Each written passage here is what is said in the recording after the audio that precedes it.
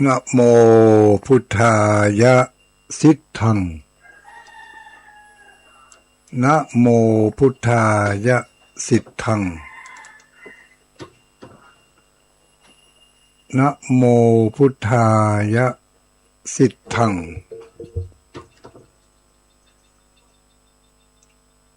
พระสัมสัมวิสะเทภะ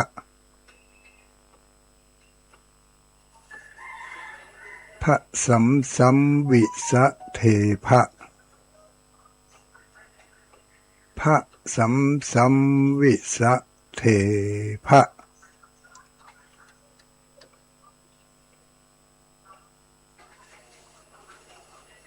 ขอความนอบน้อมแด่องค์สมเด็จพระสัมมาสัมพุทธเจ้าขอน้อมอภิวาทแด่พระสัทธรรมเจ้าขอน้อมนมัสการแด่พระอริยสังฆเจ้าขอถวายความเคารพมายังท่านพระคุณเจ้าท่านเจ้าคณะพระสังฆาธิการท่านครูบาอาจารย์พระสงฆ์องค์สังฆเจ้าทุลุงทุอุ้ยทุปีทุหน้าทุเอาทั้งหลายทุกตนทุกองค์เจริญสุขเจริญพรอรุณสวัสดิ์ญาติโยมสาธุชนผู้มีบุญทั้งหลายทุกผู้ทุกคนวันนี้หมู่เฮาทั้งหลายเป็นผู้ที่โชคดีถึงวันหนึ่งมีโชคมีใจมีอายุมันยืนยาวมาจนถึงวันนี้มาเจ้านี่มีลมหายใจอยู่ตื่นมาแล้วทำภารกิจส่วนตัวภารกิจส่วนตัวมีสองภารกิจเนอะภารกิจภายนอกแล้วก็ภารกิจภายในภารกิจภายในนี่ก็ต้องทำทุกบ่อย ท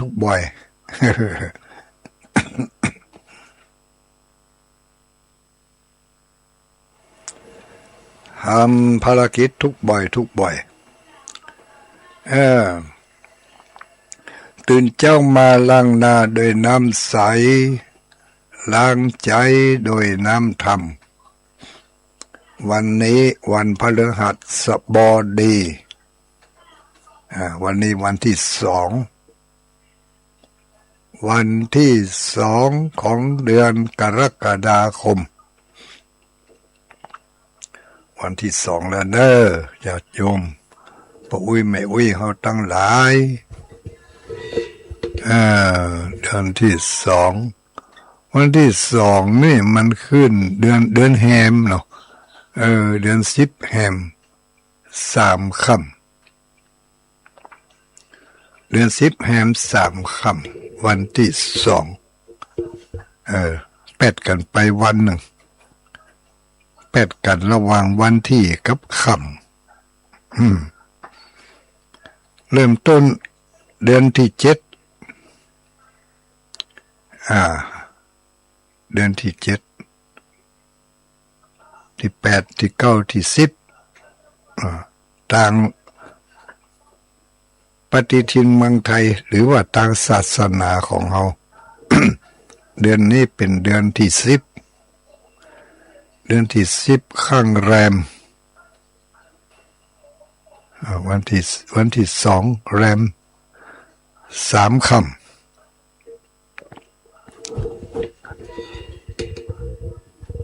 ปกติแล้วก็น่าจะได้เข้าภาษาแล้วเนาะปีนี้ก็เลื่อนไปทำเดือนหนึ่งเนอะเตรียมตัวไว้รอน้ำฟ้าสายฝนก็เนาะ เข้าว่าสาฝนตกก็ดูปึงอยู่ตะกอนเป็นละออนเองเข้าว่าสาฝนตก หันปออุ้ยแม่อุ้ยนี่เปิ้นจะซุปหมวกนั่นแหละหมวกมันอย่างนั้นโอ้หมวกโอ้ลืมชื่อไปแล้วนะหมวกใบใหญ่ๆใบใหญ่ๆหลวงๆน่ะเดี๋ยวนี้บ่มีแล้วนะซุปหมวกใบใหญ่ๆกุ้มตัวเลยนะลืมชื่อไปแล้วโอ้มหันมันมึนแล้วนี่เนาะแล้วก็สปายผ้าปกเป็นผ้าปกบ่มีกระเป๋าแล้วเป็นผ้าปกสปายผ้าปกบางคนก็มีโกมมีเทิงมีผังน้ำมันเนาะ ไปนอนวัดกันเนาะเป็นจะไปวัดกันทั้งมาเจ้าวันนี้นะบางคนก็มาเจ้าบางคนก็ไปตั้งแต่มาแรงค่ำของวันโกนวัน14-15ค่ำหรือว่าวัน7ค่ำวันโกน7ค่ำ13-14ค่ำนี่มันแรงว่าเป็นจะปากันไปวัดหรอกก็มาคืนมาเป็นสวดกรรมฐานสวดกรรมฐานสวดด้วยกันได้จังหวะจะคนมีทำท่วงทำนองเป็นละอ่อนก็ใจเสียงเป็นสวดในวิหารนะเสียงอย่างกับแมงพึ่งวึงวึงวึงวึงเป็นได้จังหวะกันดีเลยถึงเสียงนะครับแมงพึ่งกำแล้วนี่เป็นละอ่อนนะก็ใจได้อย่างนั้นนะมาถึงประเดี๋ยวนี้โอ้พระสงฆ์องค์สามเณรเฮามันก็ยังว่าเนาะกฎระเบียบความรับผิดชอบอะไรอย่างต่างๆมันลดน้อยถอยลงความเป็นระเบียบ กฎกติกาอะไรอย่างก็หายไปแต่น้อยบางพระสงฆ์องค์สังฆเจ้าบางกลุ่มบางคณะนี่เวลาไปสวดนี่ฟังเกือบบ่ได้เลย มาคนตีคนต่างกันนะเนาะเราไปสวดด้วยกันต่างคนก็ต่างจะเอาใจไฟมันเนี่ยสวดไว้ไปพ่องจ้าไปพ่องเสียงเหมือนอย่างเดียวกันก็เปิ่นพ่องเสียงหลวงเสียงใหญ่เสียงน้อยบ่มีการปรับจูนเสียงบ่ได้ตั้งคีย์กันเปิ่นจะดีดสลอซอซึ้งนี่เป็นยังตั้งเสียงเนาะแต่พระสงฆ์องค์สังฆเจ้าเฮานี่บางกลุ่มบางคณะบ่ได้ปรับจูนเสียงของตัวเองให้เข้ากับคนอื่นไปบ่พอดังเหตุด้วยนะเสียงพิษเปิ่นแล้วก็ดังเหลือเปิ่น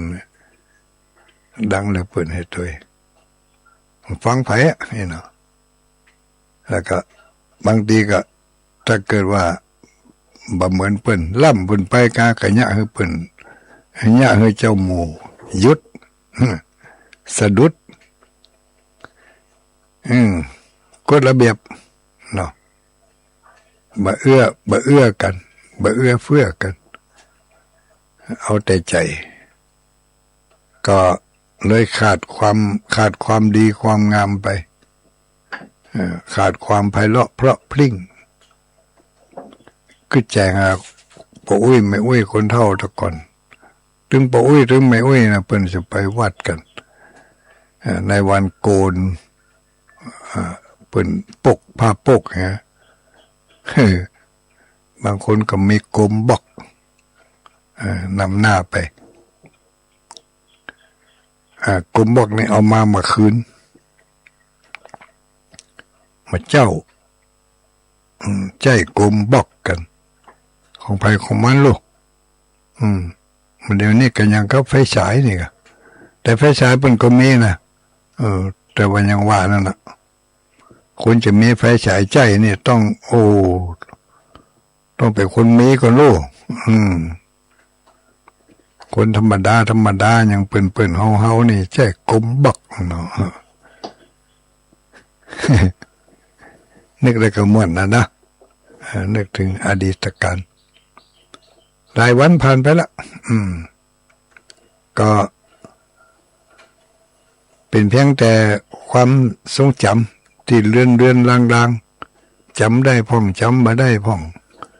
ถ้าจำได้หมดนะถ้าจะม่วนเหมือนกันนะจำได้ก็ไปละออนก็ไปนั่งฟังเปิ่นตัวไปนั่งฟังเปิ่นสวดกรรมฐานด้วยพ่องอย่างพ่องอันนี้ไปนั่งฟังนั่งสวดด้วยเปิ่นนี่ไม่ใช่เนี้ยถ้าเปิ่นสวดแล้วนี่ปู่อุ้ยเปิ่นจะเล่านิทานให้ฟังเหรอ แล้วเปิ่นเล่านิทานให้ฟังเป็นอย่างนะแล้วก็จำได้พ่องจำมาได้พ่องเนาะมันจะม่วนกับเวลานั่นท่านเป็นนิทานธรรมะพ่องเป็นนิทานปลัมปลานิทานปื้นบ้านพ่องมันมีปู่อุ้ยหลายคนอยู่โลกเปิ้นเล่านิทานเก่งส่วนมากแล้วจะเป็นจะเป็นปู่อุ้ยวิหนานเนาะวิหนานพ่องวิน้อยพ่อง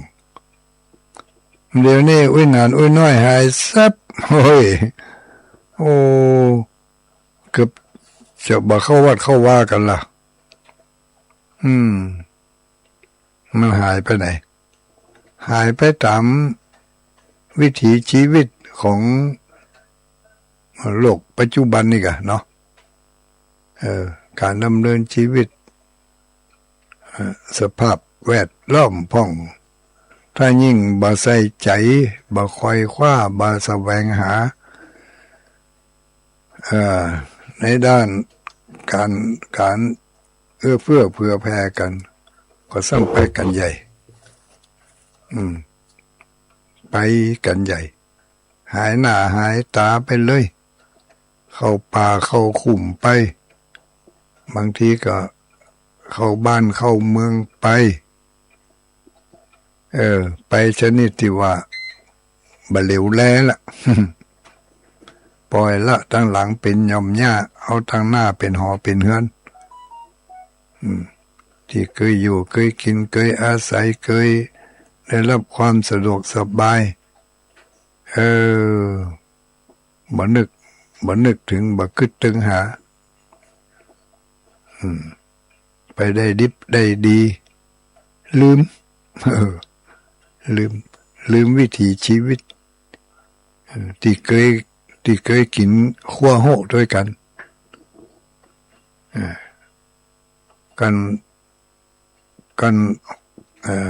ถึงเดินดับเดินเป่งมาเสาะกะละมังทางเปเสาะหม้อเสาะหยังเอามาใส่ห่อนึ่ง แล้วเอามาเปาะกันขั้วห่อนึ่งต่อเหมาะขนาดนักนะเป็นอาหารรักกำแล้วอันเนี้ยเป็นต้นเก้าต้นเงาของขั้วโหแกงโหถึงมื้อถึงวันนี้นะมาจากหัวนึ่งโหนั่นน่ะแต่หัวนึ่งโหเปิ้นออยลอยนี่แกงโหมาเดียวนี่มันเป็นประยุกต์เนาะมันมาออยลอยโหย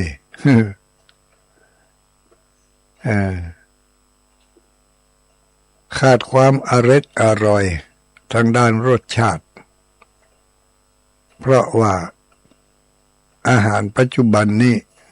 เครื่องปรุงมันต่างกันต่างกันลิบลับลองเอามาใส่ถ้วยละไว้เถอะมาถึงปลาข้าวตอนอาหารชนิดนั้นนะจี้บดเบ็ด เออเพราะอย่างก็เพราะว่าสารปรุงแต่งต่างๆนะก็สารปรุงแต่งอาหารแล้วเขาก็ปากันกินเข้าไปอย่างนั้นปรุงแต่งติ๊กๆหมูที่เปิ้นผลิตสารออกมาหล่อเอามาหล่อมาขายมาจุมาหลอกคือก็หมูเฮาทั้งหลายก็ติดในรสชาติที่เปิ้นปรุงแต่งกันมาเนาะผงชูรสผงรสดีผงตลอดจนถึงน้ำป่าเครื่องปรุงแต่งรสชาติบางทีบัดล้ำสักหน่อยนะคนมันกินบ่อยเข้ามันก็หวานล้ำถ้ากินธรรมชาติสมบัดล้ำเนี่ยก็เลยติดในรสชาติอันนั้นแล้วเวลาไปปรุงแต่งอาหารให้เปิ้นกินก็จะเอาอย่างปากตัวเองต้องการนั่นเนาะ ลืมคิดไปว่ามาเดี๋ยวนี้เขาเนี่ยคือเขากินก็ว่าเนี่ยคือคนอื่นกินนี่ มันล้ำนะอย่างเงี้ยใส่อันนี้ก็ล้ำใส่นี่เข้าไปก็ล้ำแม่นนะก็ตัวเองล้ำแล้วคนที่เขาจะเอาไปให้เปิ่นกินนั้นเราเปิ่นล้ำก็อีกเนาะก็เอาใจตัวเองไปตัดสินในงานต่างๆเขาลองสังเกตพอละลงทุนลงทานอะไรอย่างบางทีนี่ใส่เครื่องปรุงไปเป็น ก็เกือบกึ่งตกกึ่งเพื่อจะให้เกิดความอร่อยไม่ได้เกิดจากฝีมือของตัวเองสักคำเกิดจากฝีมือของกาดไปฮะเนาะเอาฝีมือของกาดเป็นเรื่องเนอะออกลงทุนลงทานก็เอาเสียงของคนเจ้าหมู่เจ้าจุมทั้งหลายว่าตัวเองเป็นคนปรุงเนาะอย่าไปเอาตัวเก่าว่าต้องฟังคนอื่นตัวเอาเจ้าหมู่ว่ามันจะว่ามาฮักด้ามกันตึงใจยากอย่างเอี้ยไปมันกินก็คว้างให้กะนี่มันก็ไม่ได้ทำเพื่อคนอื่นทำเพื่อตัวเองอย่างนี้จะเลือดเปิดเปิงมาเพ่เนี่ยเอาไปมาเล่าควันไม่ครัวนี่เนาะก็ตื่นมาล้างหน้าโดยน้ำใสล้างใจโดยน้ำธรรมก็เตือนสกิดสเกาเตือนสติกันก่อนที่จะไปทำการทำงานวันนี้วันวันพฤหัสบดี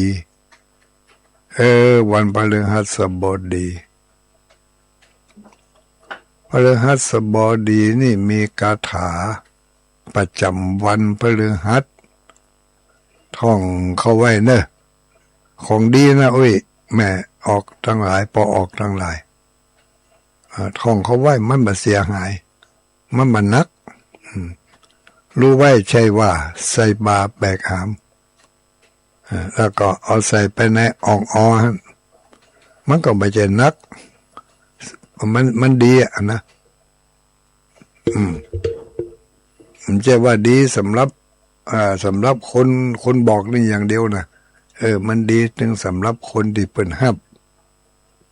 บเอาไว้ก่อนจะดีอย่างใดบ่ดีอย่างใดนั่นก็เอาไปพิสูจน์กันของดีไม่ได้เอามาอวดแต่ว่าเอามาให้ดูแล้วก็เอามาเป็นของฝากของที่ระลึกหันหน้าหันตาตัวลุงมีของดีอย่างพ่อง ของดีอย่างอื่นนั่นฮื้อไปได้ บ่เหมือนบ่นานมันก็หายสูญสลายหายไปกับการเวลาหายไปกับความนิยมและความไม่นิยมขนาดตุลุงแป่งยันนี่นะบางเตือบางโอกาสยันชนิดนี่ไม่ได้แจกเลยไม่ได้แจกไม่ได้ให้ผู้จาเลยเพราะว่าคนเปิ่นบนิยมก็ไม่ได้แปลงขายเพราะว่ากึดถึงกรรมตุลุงตุอุ้ยคนเท่าก้อนนั่นแหละไปแอวหาเปิ่นไปแอวหาเปิ่นก็บอกว่าตุเจ้าพระเนนเฮาต้องเป็นที่จังที่ปึ่งฮือแก่พี่น้องเจ้าบ้านศรัทธาญาติโยมในเมื่อเขามาขอแล้วอะไรก็ฮือเขาไปจะไปฮือเขาผิดหวังออกจากวัดไปเมื่อมาแล้วฮือได้เมื่อเขาต้องการก็ฮือได้ฮือเขาได้ฮือได้อะไรอย่างพระพุทธเจ้าผลได้ฮือมันอย่างพระพุทธเจ้าฮืออริยมรรคมีองค์8ฮืออริยสัจ4ฮือโพชงตั้ง7ฮือโพธิปัจขิยธรรม37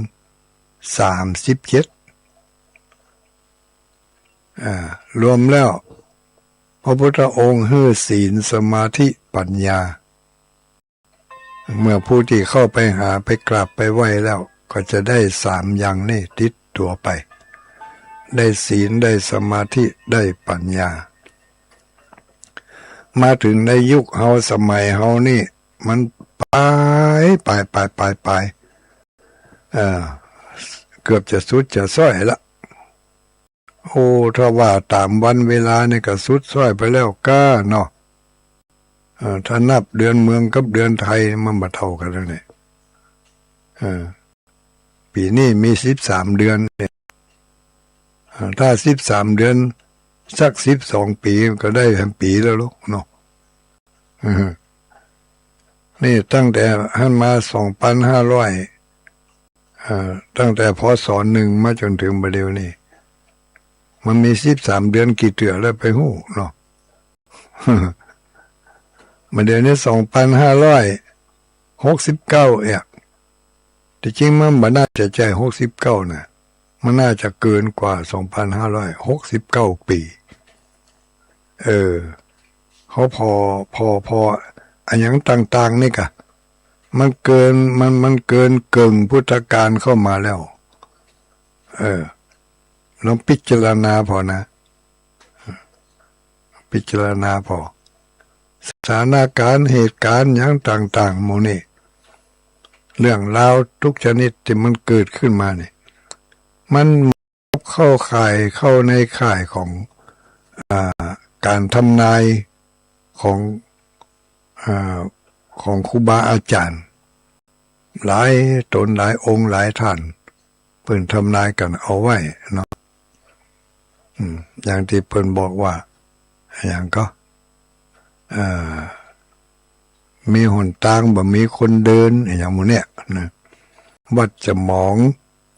งจะห่างอย่างหมู่เนี้ยขุนนางจะเป็นใหญ่ถึงเมื่อถึงวันนี้ไผเป็นใหญ่เนาะวัดนี่มีจะได้พ่องมีคนเข้ามาก่อเข้ามาแต่เข้ามาในลักษณะใดเข้ามาเพื่อธุรกิจกะเข้ามาเพื่อความสงบสงัดกะเข้ามาเพื่อต้องการอะไรอย่างวัตถุประสงค์ของการเข้าวัดของคนเฮาถึงมื้อถึงวันนี้มันแตกต่างกันไปหรอกเนาะบ่ต้องอย่างนักหนาอย่างที่ว่าตุลุงว่าตะเกียเมื่อสมัยเป็นละอ่อนนี่บ่ได้แล้วก็ไปเหมือนอย่างนี้ว่าบ่ซื้อนี่เมื่อ60ปี70ปีที่แล้วนี่มันได้แล้วเนาะ เออคนเฒ่าแต่ก่อนเป็นเข้าวัดเข้าไปเนี่ยหยังเนี่ยมาถึงประเดี๋ยวนี้ก็เท่ากันน่ะเป็นคนอย่างเดียวกันนะเรารู้ก็เป็นน้อยเป็นนานอย่างเดียวกันนั่นเรารู้เป็นทุกเจ้าอย่างเดียวกันนั่นรู้แต่ว่าพฤติกรรมหรือว่าทางด้านจารีตประเพณีอย่างต่างๆมันก็ปรับไปเปลี่ยนไปอันนี้ความเปลี่ยนแปลงมาถึงในยุคของโมโหทั้งหลาย เข้าวัดเข้าวาหวังจะเอาแก่นเอาแท้หวังจะเอาสรณะที่ปึ่งไปหวังสิ่งที่เป็นที่ปึ่งที่เป็นวัตถุภายนอกทางด้านรูปธรรมให้เป็นส่วนใหญ่ไปบุกบุญกันไปทิกๆไก่แล้วบ่ไก่เถื่อแปลงแล้วบ่แปลงเถื่อขอไปเนี่ยอย่างไปขอเลขขอหวยขอของดีหวังว่าจะกล้าขายกำไรดีหวังว่าจะมาล่ำมารวยบ่ใช่ว่ารวยธรรมดาขอให้รวยแบบทางลัดให้ตัวอันนี้ใครให้ได้ใครให้รวยบดิษบเดียวเนี่ยตื่นเจ้ามาก็ขอให้มันรวยใจห้อนใครได้เอาบดิษบเดียวลืมคิดไปว่ายัญจะกโลติกาเยนะวาจายะอุทเจตัสสะเข้าวัดเข้าวาเนี่ยแล้วก็ไปหวังแถมอย่างหนึ่งตั้งเป้าไว้อย่างหนึ่งแล้วก็ไปซ้อหาแฮมตี้หนึ่งเนาะเข้าวัดเข้าวานี่จุดประสงค์ในสมัยพุทธกาลก็ดีในสมัยถัดมาที่พุทธศาสนานั้นยังมีรสมีชาติเข้มข้นอยู่การเข้าวัดนี่จุดประสงค์แท้ๆนั่นนะบอกว่าจะเป็นทุกเจ้าเป็นคนบ้านนะ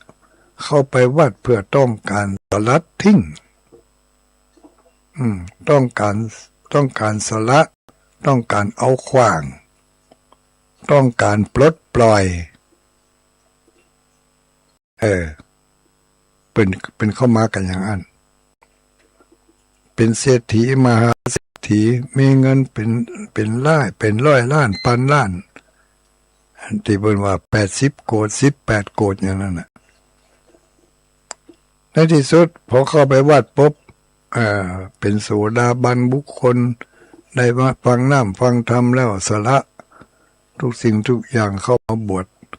วชแล้วก็บำเพ็ญตนบำเพ็ญตัวสำเร็จเป็นพระอริยบุคคลบ่เอาอย่างสักอย่าง การเข้ามาอย่างนี้มีครั้งหนึ่งพระพุทธองค์กำลังนั่งพักผ่อนอิริยาบถอยู่หิมหุ่นตังมีปอดใจตัวกันกี่คนถ้าบาด7 คนก็30 คนอย่างนี้พระกันล่นผ่านหน้าพระพุทธเจ้าหันพอหันว่าพระพุทธเจ้านั่งอยู่ห้างกับป้ากันเข้าไปไหว้ก็ไหว้จะอ่านไอ้น่ะหันว่าเป็นสมณะก็ไม่ใช่ว่าจะได้ตั้งใจเข้าไปไหว้หันว่าเป็นสมณะผู้สงบนั่งอยู่โดยพุทธรัศมีเนาะพอหันอย่างก็เกิดความเขาเรียกว่าเกิดความอ่อนน้อมถ่อมตัวขึ้นมาเนาะเกิดความเลื่อมใสโอ้สมณะผู้นี้น่าเลื่อมใสสงบเสงี่ยมก็เข้าไปทักทายเข้าไปถามพระพุทธองค์ก็ถามว่าสุขเนี่ยไปไหนบอกว่ากำลังล่นมาเสาะหาไม่ยิงละ เสาะหาไม่ยิงเป็นไม่ยิงเป็นอย่างถ้าจะว่าไปก็มันก็ว่าเป็นโสเภณีเป็นไม่ยิงที่เป็นใจบริการนะเป็นไม่ยิงที่บริการ แล้วหมู่ปัจจัยทั้งหลายเหล่านั้น ใช้บริการแล้วก็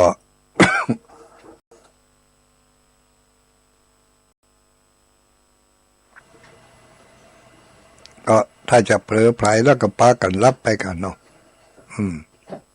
ไม่ยิ่งก็หันท่าว่าโอ้ปากันรับไปหมดแล้วเนี่ยก็จึงลักเอาเครื่องประดับตกแต่งเป็นนาฬิกาสายสร้อยสายคอโทรศัพท์มือถือ ติดตัวไป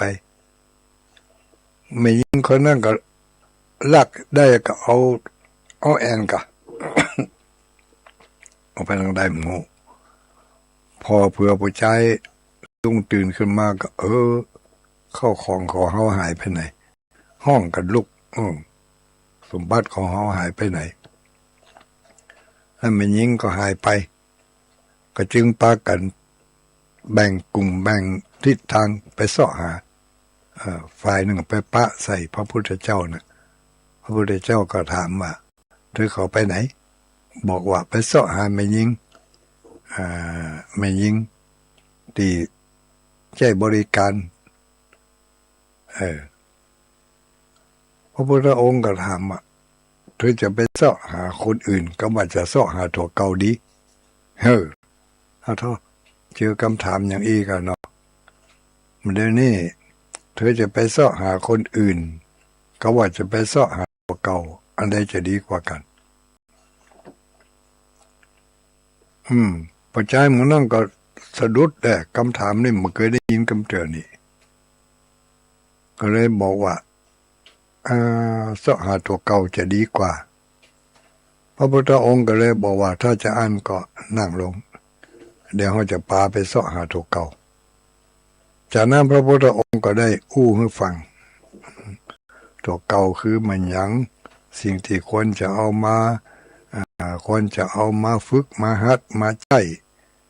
ที่มีคุณมีค่าต่อตัวเก่าคืออันยังเนาะจะเริ่มต้นตั้งแต่บัดเดี๋ยวนี้เนี่ยจะได้ถึงจะปะตัวเก่าพระพุทธองค์ก็ใช้วิธีที่จะแนะนำสั่งสอนหรือว่าบอกกล่าวให้เขาเราให้ผู้ใจเรานั่นได้ฟังในที่สุดก็ปากันสะเบาซะยังสะของสมบัติที่จะติดตามลำตัวไม่ยิงคนนั้นก็เบาละอุทิศตนถวายตัวกล่าวคำว่าข้าพระพุทธเจ้าขอถึงพระพุทธเจ้าพระธรรมพระสังฆเจ้าเป็นสรณะเป็นที่พึ่งอันสูงสุดพระพุทธองค์ก็ทรงประทานเธอทั้งหลายจงเป็นภิกษุมาเถิดจงเป็นภิกษุมาเถิดทำอันเรากล่าวดีแล้วคำอู้ที่เราได้บอกไปดีแล้วจงมันปฏิบัติตามคำอู้นี่เถิดเต้าผ้าเหลืองวะบาทวะจีวรวะมันลูกที่ไหนมาหูในเนื้อในตัวนั่นเตียวเสื้อผ้าตุ้มกับกลายเป็นผ้าเหลืองห่มเนื้อห่มตัวเพราะเขามีบุญเคยได้หื้อตานมาก่อนผ้าที่ห่มอยู่กับเนื้อกับตัวนั่นก็กลับกลายเป็นผ้าเหลือง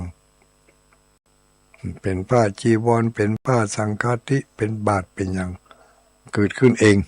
ด้วยบุญของเขาผู้ที่พระพุทธองค์ได้ประทานบวชให้ด้วยเอหิภิกขุอุปสัมปทานี่นะ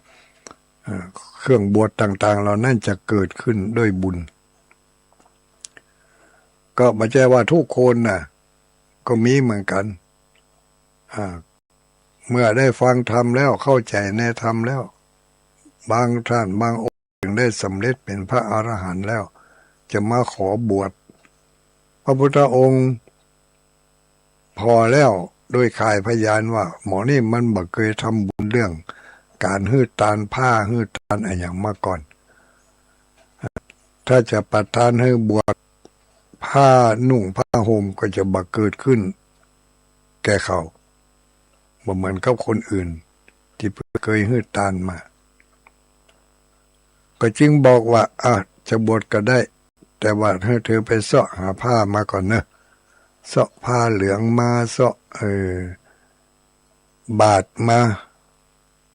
สังฆาทิจีวรอัฐบริขารมาให้ครบแล้วเขาจะบวชให้อย่างนี้ก็มีนะ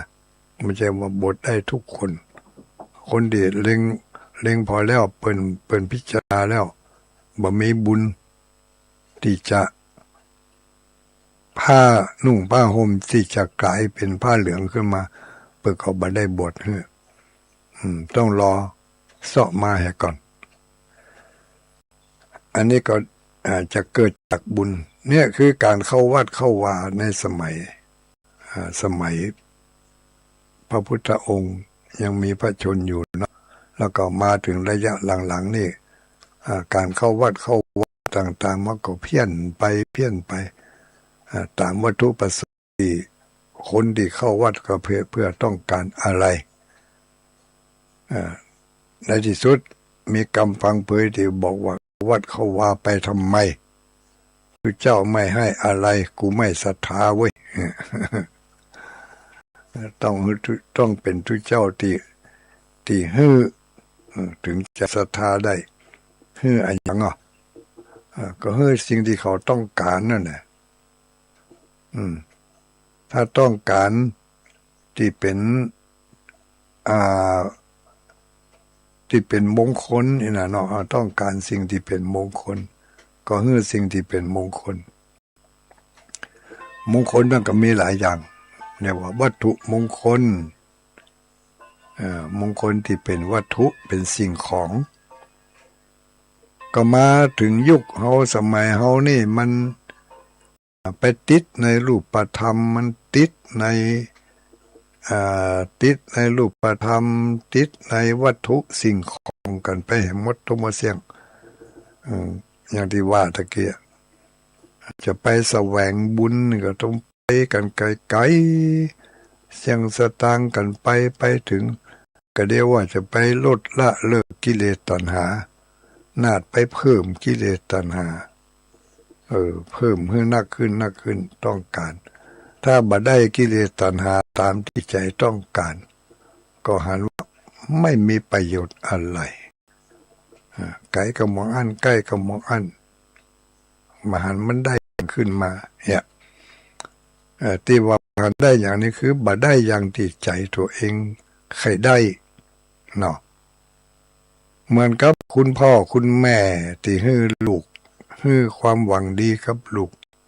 เหมือนกับครูบาอาจารย์ให้ของดีสิ่งดีกับลูกศิษย์ลูกโยมพระสงฆ์องค์สังฆเจ้าให้สิ่งที่ดีๆกับคณะศรัทธาญาติโยมให้อะไรอย่างก็ไปให้อย่างที่เขาใครให้พ่อแม่ก็อยากใครให้สิ่งที่ดีๆความดีแก่ลูกแต่ซ้ำตรงกันข้ามลูกซ้ำใครได้อย่างที่ใจต้องการ ศรัทธาญาติโยมใครได้อย่างที่ใจต้องการพระสงฆ์องค์สังฆเจ้าเพิ่งใครฮื้อสิ่งที่เพิ่นอยากจะฮื้อถ้าสิ่งที่ฮื้อและสิ่งที่ใครได้มันตรงกันก็เป๊ะเลยแต่ถ้าสิ่งที่ใครฮื้อกับสิ่งที่ใครได้มันปะแลดกันไปมันก็บ่ปะกันมีทางที่เขาควายมันจะว่อง ปะกันมาได้เพราะอย่างพ่อระวังคนละจุดประสงค์เข้าวัดเข้าวาเพิ่งก็ต้องพระสงฆ์องค์สังฆเจ้าครูบาอาจารย์ต้องการจะให้ศรัทธาญาติโยมอยากจะให้สิ่งที่เป็นมงคลอันนั้นก็คืออยากจะให้ลดละเลิกอบายมุขและความชั่วร้ายต่างๆที่เกาะกินติดมาในจิตในใจในพฤติกรรมในความเคยชินมาตลอดลดได้ก็ลดนะโยมเนอะ ผ่อนได้ก็ผ่อนให้พ้องอดได้ก็อดเอาเพื่อความสงบเพื่อความสุขของตัวเองและของครอบครัวจะไปถือสาหาโทษจะไปขือมั่นขอดกรรมกระทำเวรมันบ่มีที่สิ้นสุดโยกไปเตออย่างเนี้ยได้ออกไปหายไปเอาคาถานี้ไปท่องไปจังมันเตอจังมันเตอท่องไปติ๊กๆแล้ว มาเฮ้อไปท่องกันอย่างนี้สิ่งที่จะได้มาก็คือความเข้าใจความเข้าใจในความหมายต่างๆถ้าว่าอย่างนั้นมันนานเข้าใจแล้วก็มันมีความศักดิ์สิทธิ์ก็ต้องว่าเป็นภาษาที่มันจะศักดิ์สิทธิ์สักหน่อยว่าถ้าว่าภาษาที่มันเข้าใจแล้วมันบ่ค่อยจะศักดิ์สิทธิ์ต่อได้มันก็ยังกับอย่างยังกับละอ่อนบ้านเฮาเนาะละอ่อนบ้านเฮาเนี่ยถึงแม้ว่ามันจะไปห้ำไปเฮียนไปทำการทำงานที่อื่นที่ไกลได้มีความชำนาญความเก่งทางด้านนั้นแต่ปิกมาบ้านนะเขาต้องการช่างต้องการอย่างสักอย่างหนึ่งที่จะให้เขามาซ่อมแซมที่บ้านของเขาซ่อมแซมของบางอย่างแต่เขาบักเคยหันละอ่อนคนนั้นเนี่ยมาก่อนเขาว่าก็ยังมือละอ่อนตัวนั้นเนี่ยซ่อมก็บอกใครไว้ใจมันนะแต้มหูอันนี้ก็เหมือนกันญาติโยมเขาทั้งหลายบางสิ่งบางอย่างนั่นถ้าเอาตรงมันก็ยังบ่สามารถจะมีความเข้าอกเข้าใจเกิดขึ้นได้ทันทีทันใดต้องตั้งอ้อมไปก่อนที่จังที่ปึ่งของเฮาพุทโธเมนาโถธัมโมเมนาโถสังโฆเมนาโถอันนี้เป็นที่จังที่ปึ่งในเมื่อเข้าถึงพระรัตนตรัยแล้วก็หวังสิ่งนี้แหละพระพุทธเจ้าพระธรรมเจ้าพระสังฆเจ้าเป็นที่จังที่ปึ่งแต่ถ้าว่าบ่อยเข้าจนเกิดได้ยินบ่อยเข้าจนเกิดความช้าก็ยังเกิดความเคยเอาเข้าความขลังมันก็บ่ใครมีไปฮะ ต้องว่าทำไมอันนี้อย่างกับที่ทุลุงเอามาแจกนี่คาถาประจำวันเกิดคาถาประจำวันเกิดนี่ไม่ใช่ว่าซุ่มสี่ซุ่มห้าจะว่าเอานะครูบาอาจารย์พระสงฆ์องค์สังฆเจ้าเปิ้นก็ได้หู้ได้หันได้มีในตำรับตำราเปิ้นได้เขียนได้บอกกันเอาไว้แล้วก็ไปบ่ป้อยยังคาถาประจำทิศประจำวันเกิดเนี่ยคนเกิดวันที่จัดการพูดพัดสุขเสาร์มีคาถาประจำวันเกิดทุกวันเพื่อจะให้เราได้ระลึกนึกถึงวันเกิดมาแล้วมีคาถาประจำตัวอย่างท่องเขาไว้ทุกอย่างเมื่อท่องเขาไว้ได้แล้วมันจะเป็นสรณะเป็นติเปิง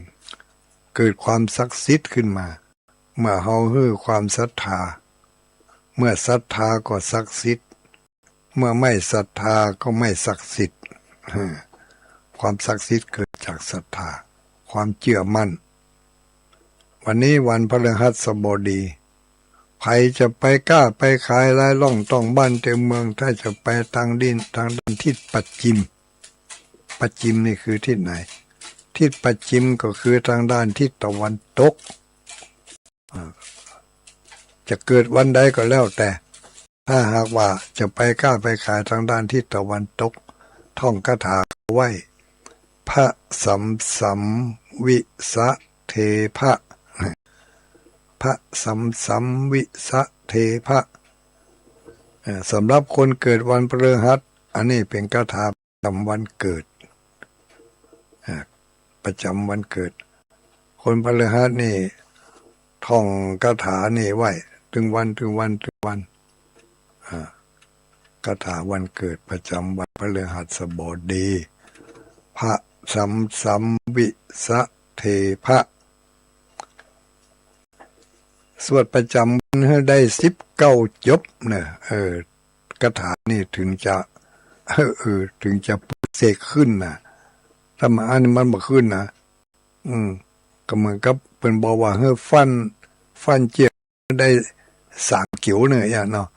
เขาฟันเห็ดเกี่ยวเดียว2เกี่ยวมันก็ไปขึ้นมันไปดีอันนี้ก็เหมือนกันคาถาประจำวันเกิดพฤหัสบดีพระสัมวิสะเทพะท่องทุกวันละ19จบ19จบจำไว้ให้ดีไม่ต้องไปหาของดีอย่างอื่นเมตตามหานิยมอยู่ในนี้หมดจะไปกล้าไปขายไร้ล่องต้องบ้านเต็มเมืองไปบ่พอเป็นคาถาป้องกันภัยอันตรายเป็นคาถาเป่าคาถาหาสิ่งที่บดีชั่วร้ายทั้งหลายเข้ามาในวงจรของวิถีชีวิตก็จะได้ท่องคาถานี้เข้าไว้ประจำวันเกิดของภัยของมันโรคภัยไข้เจ็บที่กำลังเป็นอยู่ถ้าบ่ใจโรคเวรโรคกรรมแต่ว่าก็จะผ่อนหายไม้แคว้นไปได้ด้วยพลังแห่งพุทธคุณธรรมคุณสังฆคุณเนี่ยนะพระสัมวิสะเทพะมาจากคำว่าอิติปิโสภะกวาอันนี้มาจากคำว่าพระกวาก็คือพระสัมวิสะเทพะบัดนี้ได้เดินเรื่องเดินราวฝากกันมาตั้งแต่เจ้าละวันพรุ่งนี้จะได้ไปร่วมกิจกรรมการประชุมที่วางแผนเพื่อจะได้ร่วมกันนะร่วมกันประชุมวางแผนที่จะได้ทำพิธียกยอดชัดพระธาตุเจดีย์ที่วัดโสภณารามจะไปวัดพุกลูกเจ้าไปเนาะไปฉันเพลปุ้นพี่น้องโสภณารามกิมน้ำปูไว้เนอะทุกเจ้ามักน้ำพริกน้ำปูกับหน่อทะลึ่มก็จะเป็นเอามาถึงบ้านในยุงเนาะแล้วก็ภัยที่จะฝากไปให้ไปหอมไปฝากไปให้ไปหอมที่วัดห้วยงูในโสภณารามยกยอดชัดพระธาตุเปิ้นจะมีงานวันที่12นะวันที่12เปิ้นจะมีงานกันนะเปิ้นจะทำบุญยกยอดชัดพระธาตุวันที่12เดือนนี้แหละพวกมันเฮือนี่แหละวันพรุ่งนี้จะมีประชุมกันถ้าจะฝากก็ฝากไปกันได้นะเดี๋ยวนี้ได้ยินข่าวว่าตั้งหูเวงนี่จะมีรถขบวนที่เปิ้นจะไปร่วมนั่งก็อย่างน้อยก็2ตู้แล้วนะแล้วก็ลงทานก็จะเอาไปหอมกับเปิ้นตัวจะเอาลงทานไปเปาะไปหอมสักเล็กสักน้อยสักกระสอบสักหม้อเนาะจะเป็นอันอย่างนั้นก็ไปท่าพอเอาเนอะมาลังเข้าพัดน้ำปูให้ก็หาเดี๋ยวเอาไปสู่พี่น้องญาติโยมตั้งหลายดอยวันตกมาเจ้าในฟังอยู่ก่อนนี่ติ้งตองมาพอแล้วติ้งตองตั้งหลายเนอะตั้งโทรศัพท์ในบาฮับนะอันนี้ก็เป็นข่าวเกี่ยวกับการบริการทางด้านการบุญในงานของกลุ่มคลื่นสีขาวเพื่อชาวประชาใครจะฝากไปหอมที่ไหนก็ได้เนอะเพราะว่าทุกเจ้าไปจะมากันฮะโดยเฉพาะอย่างยิ่งที่อย่างก็อำเภออมก๋อยอันนี้ก็แม่อุ้ยเขียงคำสุภามูลเป็นฝากมาร่วม ไปทำบุญแปลงวัดแปลงว่าเฮือหมู่ที่เปิ่นด้อยโอกาสเปิ่นจะแปลงใหม่เพราะเปิ่นบ่เคยมีกำเตือแม่อุ้ยเกียงคำสุภามูลพร้อมด้วยลูกหลานฝากมาจะเอาไปหอมจะเอาไปฝากสัมภคูระยาปุ่นน่ะเด้อว่าตีห้วยงูในวันผูกถ้าปะกันก็จะฝากวันผูกถ้าบ่ปะกันก็จะฝากปุ่นน่ะวันที่12นี่คงได้มากันแน่จบไป1ข่าวที่2อันนี้ใกล้ตัวเฮานี่เนอะวันที่11ก่อนจะถึงวันที่11วันนี้วันที่2วันที่2วันนี้ที่ว่าการอำเภอเวียงปะเป้าของเฮานี่มีการทอดผ้าป่าเนอะญาติโยมทั้งหลายผ้าป่าครั้งนี้มีคณะพระสงฆ์องค์สังฆเจ้าและคณะข้าราชการพ่อข้าประชาชนได้ร่วมกันจัดกลุ่มผ้าป่าจัดผ้าป่าขึ้นมาจะเอาทอดมาไงเนี่ย9 โมงรายได้จากการจัดป่าในครั้งนี้เพื่อจะได้เอาไปอำนวยความสะดวกให้แก่กลุ่มเปราะบางต่างๆเป็นต้นว่ากลุ่มผู้สูงอายุกลุ่มผู้ป่วยติดเตียงแม้กระทั่งแต่ผู้ยากไร้ไม่มีอันจะกินได้เพียงพอก็จะได้เอาไปช่วยบริการทางด้านนี้ที่ว่าการอำเภอวันนี้9 โมงปะกันวันที่11เนี่ยญาติโยมทั้งหลายวันที่11นี่กิจกรรมของกลุ่มชาวพุทธของเฮาในเขตอำเภอเวียงปะเป้าตำบลสันสลีตำบลเวียงเป็นเจ้าภาพในการหล่อเทียนพรรษาประจำกลุ่มชมรมผู้ปฏิบัติธรรมทั้งหลายชมรมคนเฒ่าคนแก่ชมรมสปะชมรมเนอะไปร่วมกันหล่อเทียนที่วัดสลีสุพรรณเนอะวันที่11วันเสาร์ที่11ที่จะถึงนี่นะก่อนห้วยงูในวันที่12อันนั้นมันคนละตีละคนละอำเภอละ แต่ว่าผู้ทำงานหรือว่าผู้ที่จะไปดำเนินการนี่มันคนเดียวกันนะเนาะเขาก็ไปร่วมกับเปิ่นพ่องไปหลายตีหลายแห่งกึดหาหลายตามาเข้าหลายไหกึดใจได้มาได้ก็จะได้กินมาอันคติธรรมประจำรายการตื่นเจ้ามาล้างหน้าโดยน้ำใสล้างใจโดยน้ำธรรมแนะนำเอาสาระมาบอกมากล่าวให้หมู่เฮาทั้งหลายขวัญว่าสมควรแก่เวลาแล้วนี่นะได้กาตีทั้งเต้งแล้วเนาะก็จะไปลืมเนอะไปร่วมกันทำบุญ2 ตีในอำเภอเวียงป่าเป้านี่วันนี้ณที่ว่าการอำเภอตอดผ้าป่าอันนี้ใช้เวลาบ่เหมือนสมุทรกรรมกับปิกและสำหรับวันที่11นั่นอาจจะถึงมาแรงปุ่นแล้วเนอะตั้งแต่เมื่องายมีการหล่อเทียนพรรษาใครมีข้าวน้ำโภชนะอาหารก็เอาไปเลี้ยงกันตัวเนอะท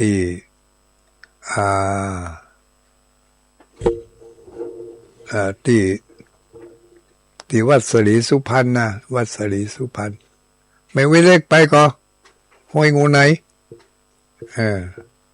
ไม่วิน้องว่าได้จะไปก็ห้วยงูไหนถ้าบอกไปตกข่าวถ้าบอกไปห้วยงูไหนก็ต้องมาที่วัดศรีสุพรรณนี่วัดศรีสุพรรณวันที่11เนี่ยจะหมดเวลาแล้วก็นี่อย่าโยมทั้งหลายก็ขอฝากกันเอาไว้เพียงเท่านี้นะท้ายที่สุดที่ท้ายนี่ก็ขอความสุขความเจริญจงเกิดมีแก่ท่านทั้งหลายทุกผู้ทุกคนจัตตารโอธรรมาวัฏันติอายุวันโนสุขังพลัง